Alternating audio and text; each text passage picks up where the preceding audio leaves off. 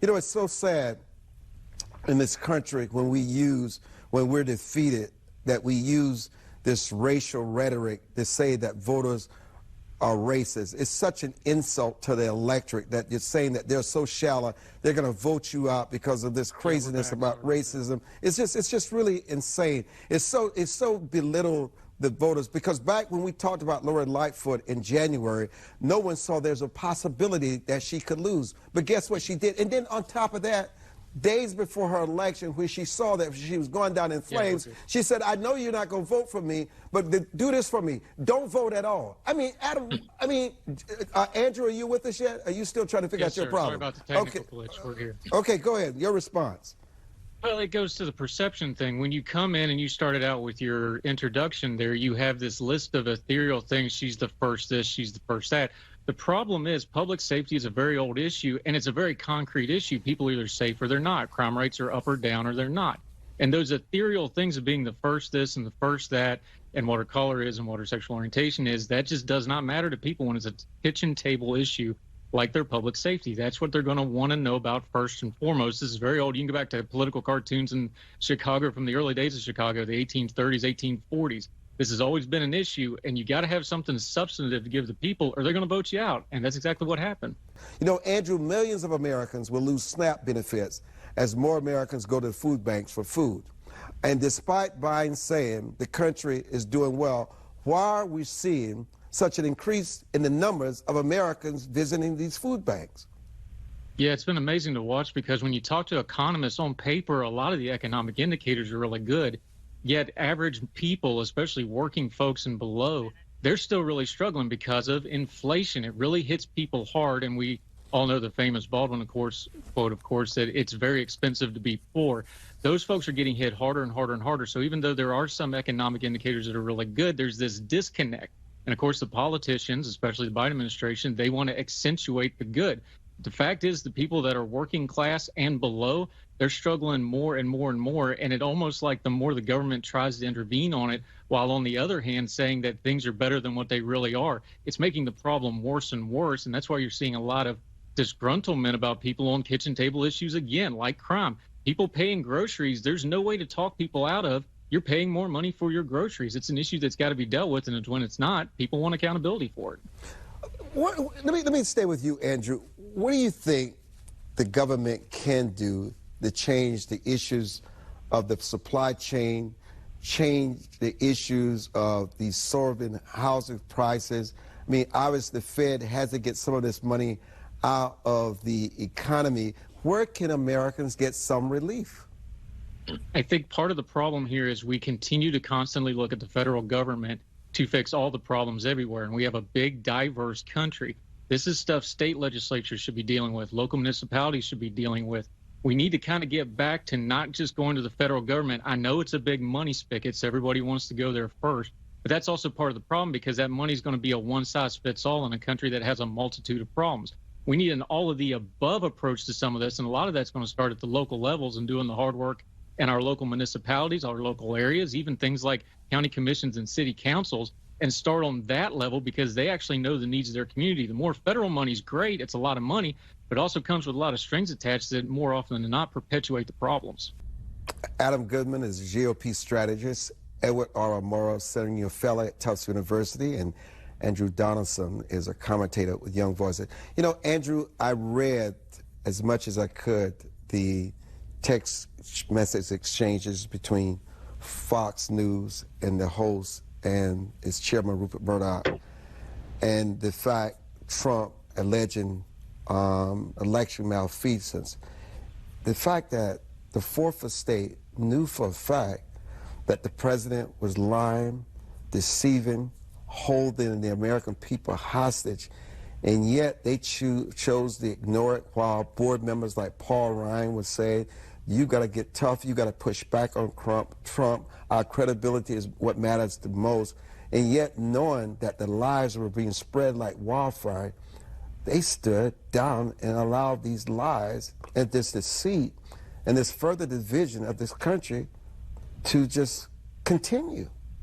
I mean, I mean, it's almost indefensible. You're talking about the media here. Yeah, money's a hell of a drug, isn't it?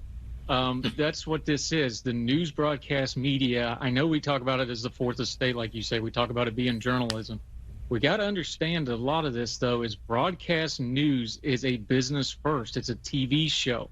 And then about third or fourth down the list, every now and then they occasionally do journalism. It's a business first.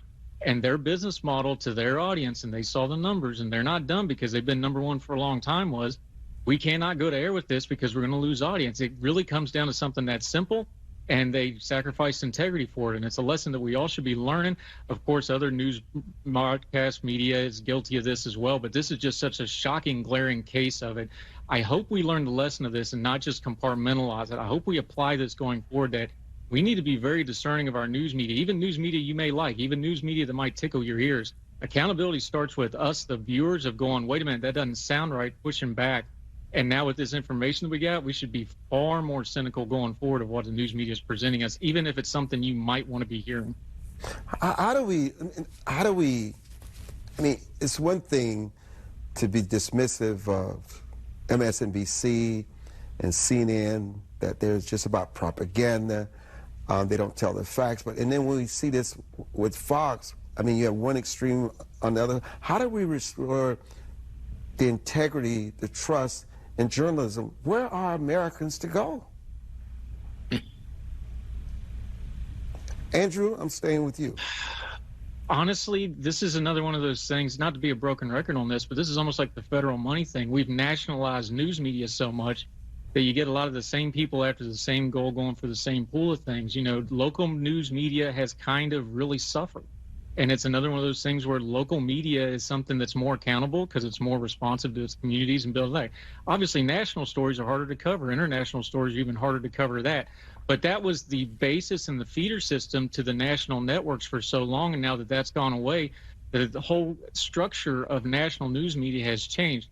You raise a great point. People don't know where to go now. I think technology will sort this out in a way because the people that are really good at what they do are going to be able to kind of brand themselves, build their own brands.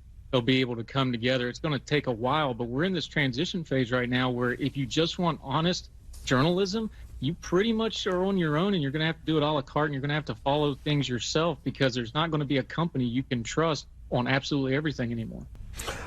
You know, Andrew, Democrats are floating the idea of Harris and Buttigieg as the party nominees for the 2024 election, because privately, as much as President Biden said he's running, many are convinced that he will not. And then Donna Brazile wrote an editorial in the New York Times on Thursday. I mean, she went full throttle defending the record of Kamala Harris. And then I said, you know what?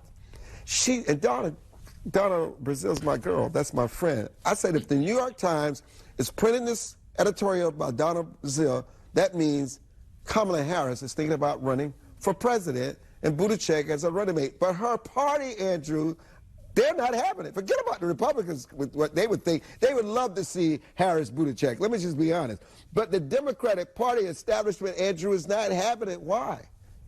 And not only them, you look at the stuff at East Palestine, Ohio, a lot of the flack that Pete Buttigieg has gotten as Secretary of Labor hasn't been coming so much from the right, although he gets a lot of that. Our progressive friends have really been going after him hard in his term in that office. Look, the Vice President Harris has a bigger problem.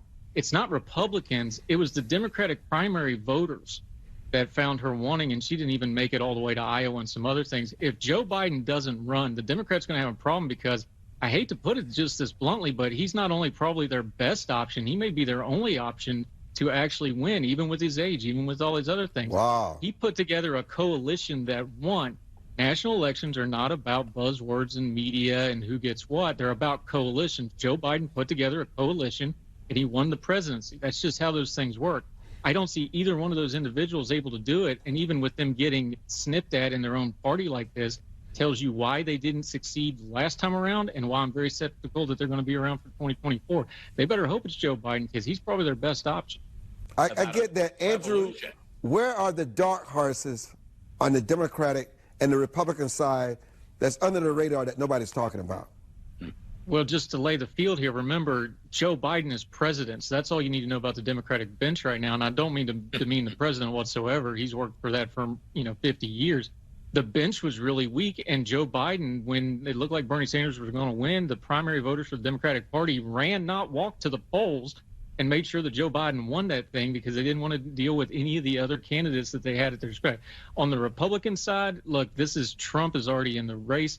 We got new polling here, multiple polls this last week. He's got a pretty healthy lead, even with all his problems and issues. Somebody on the Republican side, it doesn't matter, dark horse, bright horse, DeSantis, anybody.